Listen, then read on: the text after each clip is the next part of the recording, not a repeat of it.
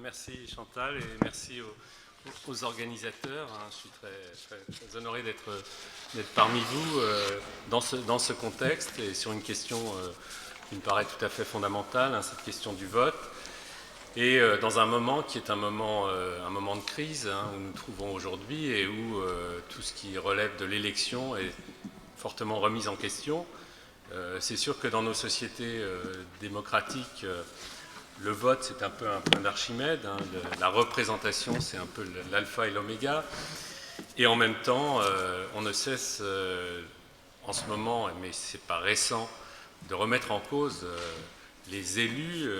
On les décrit comme des gens avides, comme des cumulards.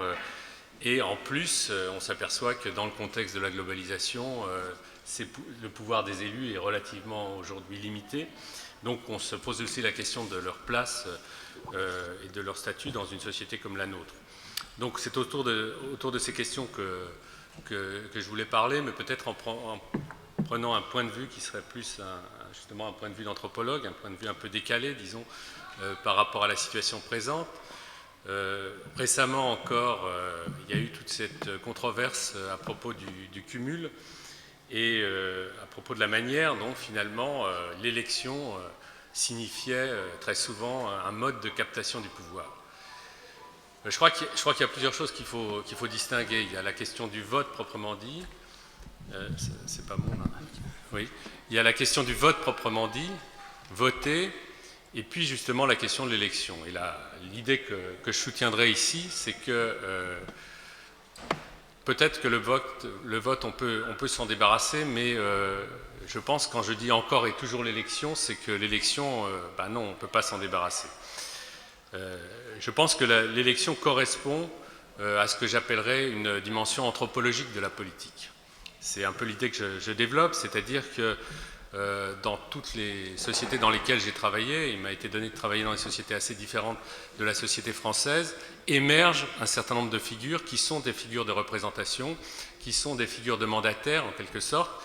Et la question, c'est que ces figures émergent soit sur le mode d'une élection au sens d'un vote, soit sous d'autres formes de consensus qui fait que certains, comme disait Engels, s'élèvent au-dessus de la société d'une manière ou d'une autre et occupent comme ça une fonction.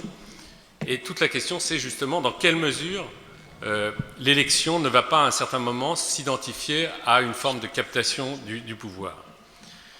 Je pense qu'on comprend bien au fond les choses quand on revient à des fondamentaux, à savoir certaines sociétés qui ont été décrites notamment par Pierre Clastres et par Lévi-Strauss, des sociétés amérindiennes, dans lesquelles il y a ce phénomène qui est le phénomène de la chefferie. Et comme on sait, le chef, dans ces conditions, est beaucoup plus un élu qu'un chef. C'est quelqu'un à qui sont attribuées un certain nombre de qualités, qui dispose de certains pouvoirs minimaux, qui guide les gens pour aller chasser, qui sert de pacificateur, qui peut par moments donner des injonctions. Et ce qui est intéressant, c'est qu'en fait, quand vous lisez à propos de cette chefferie les deux interprétations qu'on donne, d'un côté Lévi-Strauss, de l'autre Clastres, vous avez tout à fait le problème qui est posé. C'est-à-dire que dans un cas, Lévi-Strauss décrit le chef des Nambikuara qu'il avait rencontré. Donc ce sont des petits groupes, des petits groupes de chasseurs-collecteurs. Et dans ces petits groupes de chasseurs-collecteurs, donc, il y a un personnage qu'il appelle donc le chef. Et ce personnage, en fait, occupe ses fonctions, mais peut, à un certain moment, si nécessaire, être éjecté. Et à ce moment-là, on observe une fission du groupe et on recrée comme ça d'autres petites chefferies. Et Lévi-Strauss explique qu'au fond, c'est un statut et c'est une fonction qui sont fondamentales puisqu'elles correspondent à un processus d'échange. Vous m'apportez une certaine sécurité et en échange de quoi je vous donne un certain prestige. Vous avez le prestige d'être le chef et en même temps vous m'apportez la sécurité et vous m'apportez une certaine cohésion sociale. Et Lévi-Strauss parle d'un contrat social de type rousseauiste. Ce qui est intéressant, c'est que quelques temps plus tard, une vingtaine d'années plus tard, Clastres décrivant les mêmes sociétés voit les choses totalement différemment. C'est-à-dire que là où Lévi-Strauss parle d'un échange, Clastres montre au contraire qu'il n'y a aucun échange et qu'en fait, tout est fait pour neutraliser le statut du chef, tout est fait pour en faire un personnage qui est plus un personnage négatif. C'est effectivement quelqu'un à qui on donne des femmes que les autres n'ont pas. C'est quelqu'un qui redistribue beaucoup, et c'est parce qu'il redistribue qu'il occupe aussi ce rang-là. Mais en même temps, il n'y a pas de va-et-vient en fait entre la société et le chef. Et il y a une chose très étonnante, c'est que quand le chef parle, personne ne l'écoute. Et cette espèce d'idée d'une sorte de parole gelée, et qui, dans ce phénomène, disons, Clastres voit le reflet justement de cette impuissance du chef et du fait que la société rend impuissant l'élu et qui contrôle en permanence l'élu, puisque à chaque moment où il pourrait s'affirmer, il est neutralisé. Et Clastres en déduit au fond qu'il y a une sorte d'ontologie politique négative qui est incarnée par le chef. C'est un personnage, c'est une sorte de supplément, un supplément indispensable, mais un supplément qui doit être en permanence neutralisé, si ce n'est même éjecté. Clastres y voit d'ailleurs la prescience de la possibilité d'une sorte de coercition, d'un pouvoir qui sera bientôt le pouvoir de l'État, bref, de tout ce qui, à la fin, va s'abattre sur la société. Et il est intéressant de constater que dans d'autres sociétés, moi j'ai travaillé dans une société africaine, en Éthiopie, à Otcholo, et à Otcholo, on a exactement des phénomènes du même ordre, sauf que là, nous avons vraiment un système avec une assemblée assez structurée, et nous avons des gens qu'on peut appeler des dignitaires, qui sont choisis non pas parce qu'ils sont considérés comme meilleurs ou plus malins que les autres, simplement parce qu'ils ont plus de moyens et qu'ils sont capables de les redistribuer dans des fêtes somptuaires. Et ces gens, on les appelle les messagers. Et tout le principe de cette société, c'est que ces messagers doivent rester, disons, limités dans le rôle qui est le leur.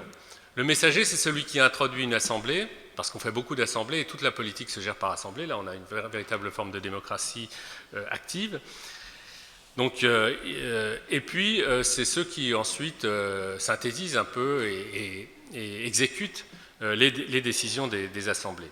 Donc, ces gens, au fond, se limitent à ce rôle de messager, sont fiers d'occuper ce rôle, ont des symboles, portent des symboles qui montrent qu'ils disposent d'un certain prestige, mais ils sont en permanence encadrés par d'autres personnages prestigieux qui sont les sacrificateurs. Et par exemple, dans une assemblée Otcholo, si vous voulez, vous avez les dignitaires qui peuvent parler, les sacrificateurs n'ont pas le droit de parler, mais quand ça commence à s'agiter un peu, quand ça commence à être conflictuel, alors le sacrificateur intervient pour rétablir simplement l'ordre. Et puis il se tait et il se rassied. Et cette espèce d'ambivalence finalement, et cette espèce de compétition ou de concurrence, disons, entre les deux fonctions, permet en même temps à l'Assemblée de conserver tout son pouvoir. Et il y a des tas d'éléments historiques qui montrent que chaque fois, il y a eu des phénomènes, des dynamiques de captation de pouvoir, mais chaque fois, elles ont été neutralisées au profit de l'Assemblée. Donc, là, nous avons affaire, dans cette ontologie politique négative, à la possibilité de restituer à la fois d'accepter la figure de l'élu, et je crois qu'on ne peut pas s'en débarrasser, c'est ça que je voulais exprimer, mais en permanence en limitant les effets de captation. Et c'est là-dessus, au fond, que le problème se pose, à mon avis. C'est celui-là qu'on a à régler aujourd'hui. C'est que, moi, je ne crois pas qu'il y ait une crise Enfin, on parle depuis des années de la crise de la représentation, Rosan-Vallon, tout ça, on parlait de tout ça, mais on est quand même le pays où on a le plus de présidents. Hein. On a des présidents partout, on a des élus partout, on ne sait plus quoi en faire, tellement il y en a. Et ça n'a pas baissé. C'est vrai que les gens votent sans doute moins, mais enfin, bon, alors c'est symptomatique de quelque chose. Et au fond, la question se pose non pas d'éradiquer tout cela, mais plutôt de voir dans quelle mesure il est possible d'éviter la dérive de captation. Et je crois qu'aujourd'hui, il y a un élément nouveau, et c'est ça qui me paraît peut-être le plus intéressant, hein, ensuite je vais m'arrêter. Hein, l'élément nouveau, je pense, c'est Internet. Je pense que c'est Internet, c'est-à-dire qu'il me semble que le fait qu'on puisse désormais intervenir directement, immédiatement, quelles que soient les différences de territoire, les distances, etc., le fait qu'on puisse avoir aussi une sorte d'élément de discours performatif dans l'Internet, avec des réponses possibles, avec des débats possibles, qui s'adressent justement à des gens qui sont censés exercer ce pouvoir et qui remet en cause les conditions même de leur légitimité, quand il s'agit de dénoncer des scandales, quand il s'agit de mettre au jour des sortes d'irrégularités, à ce moment-là, ça permet de remettre en question les dérives de l'élection. Ça permet, et ça exerce une très forte violence, à mon avis, sur un système qui n'est pas du tout, à l'origine, adapté à ce type de communication. Donc je pense qu'on voit émerger quelque chose qui remet en cause, au fond, au nom notamment d'une exigence de transparence, au nom d'une capacité de dénoncer des complots, qui remet en cause toute cette figure de l'élection et toutes les formes de la légitimité. Alors c'est à la fois sympathique et dangereux, quoi. C'est sympathique parce que ça permet des modes d'expression et ça permet des modes de transgression dont on n'avait pas même idée par rapport à la politique, et on voit comment maintenant ceux qui détiennent des pouvoirs au titre de l'élection sont remis facilement en cause et bousculés dans leurs pratiques, notamment quand ces pratiques sont irrégulières. En même temps, ça laisse évidemment place à toute forme de dérèglement qui se produirait à travers cette forme de médias. C'est donc une conjoncture assez nouvelle, en fait, dans laquelle on est. Et je pense que c'est ça c'est mon hypothèse, qui va beaucoup peser sur l'avenir de l'élection. Donc pour me résumer, le vote, ou pas le vote, je ne sais pas, ou les modalités du vote, ça c'est toute une question. L'élection, il y a une certaine stabilité dans la question de la représentation, et en même temps, il y a l'émergence de possibilités de remise en question des effets de captation de l'élection. Si vous voulez, encore une fois, mon hypothèse, elle tourne autour de ça. Elle tourne entre élection et effet de captation de pouvoir liés à l'élection. Et c'est là-dessus que je pense qu'une discussion peut s'engager. On peut m'objecter qu'il y a d'autres phénomènes qui sont l'existence de toutes sortes de groupes associatifs et autres, de micro-groupes, etc. Et ça, c'est toute la question autour de la micropolitique. Mais je crois que le phénomène aujourd'hui le plus massif et le plus incontrôlable et le plus complexe à analyser, il se situe autour de cette apparition d'un média qui n'est pas seulement une technique, mais qui a un mode d'expression et qui a un mode de performativité qu'on n'avait pas connu auparavant. Voilà ce sur quoi, en fait, je voulais m'exprimer, plus pour lancer des questions, lancer un débat, au fond, parce que je crois que ça nous concerne tous. Le temps de parole et que le temps de parole est absolument terminé. Voilà. Merci. Voilà. Merci.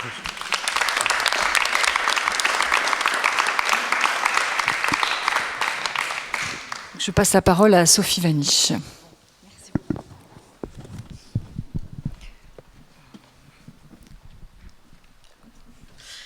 Merci beaucoup de m'avoir proposé de discuter de la Révolution française dans ce contexte du XXIe siècle et de montrer que, dans une certaine mesure, peut-être n'est-elle pas complètement terminée et qu'il est possible de la réouvrir. Pour la réouvrir, je crois qu'il faut partir de l'imaginaire qui est le plus souvent colporté, à savoir que notre système représentatif est directement issu de cette Révolution française, et donc travailler la Révolution française, c'est finalement travailler les origines du système représentatif. Je pense que c'est en partie vrai, mais en partie seulement, et c'est la raison pour laquelle j'ai intitulé ce petit moment « Vox Populi Vox Dei, compter des voix ou faire entendre sa voix » de 1789 à 1799, parce qu'il se trouve que dans la période de la Révolution française, cette question de la représentation